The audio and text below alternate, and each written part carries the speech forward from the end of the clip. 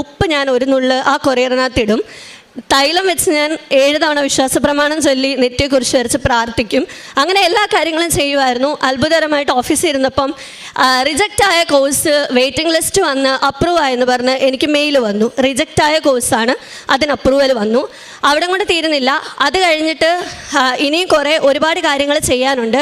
അപ്പോൾ ഞാൻ ഈ സാക്ഷ്യങ്ങൾ ഇവിടെ ഒരുപാട് കേൾക്കുമായിരുന്നു. യൂട്യൂബ് റീൽസും ഷോർട്സും കാണുന്ന ആൾ അതിൽ നിന്ന് മാറി യൂട്യൂബും അല്ലാതെ എല്ലാ കാര്യത്തിലും സാക്ഷ്യങ്ങളായി കംപ്ലീറ്റ്. അങ്ങനെ സാക്ഷ്യങ്ങൾ ഒരുപാട് കേൾക്കും. അച്ഛൻ്റെ ചൊവ്വാഴ്ചത്തെ ഉടമ്പടി ധ്യാനം കേൾക്കുമായിരുന്നു. അത് എനിക്ക് ലൈവായിട്ട് കേൾക്കാൻ പറ്റിയില്ലെങ്കിലും ഞാൻ വേറൊരു ദിവസം ഓഫീസിലാണെങ്കിൽ ഹെഡ്ഫോൺ വെച്ച് കേൾക്കും, ട്രാവലിംഗ് ആണെങ്കിൽ അപ്പോൾ കേൾക്കും. അങ്ങനെ ധ്യാനം കേൾക്കാൻ തുടങ്ങി, പത്രം വിതരണം ചെയ്യാൻ തുടങ്ങി, കാരുണ്യ പ്രവൃത്തികൾ ചെയ്യാൻ തുടങ്ങി. ഞാൻ എൻ്റെ അടുത്ത് ഭക്ഷണം ചോദിച്ചു വരുന്ന ഒരാളെയും ഞാൻ ഭക്ഷണം കൊടുക്കാതെ വിടത്തില്ല. ഞാൻ ഭക്ഷണം വാങ്ങിച്ചു കൊടുക്കുമായിരുന്നു. അങ്ങനെ ഒരുപാട് കാര്യങ്ങൾ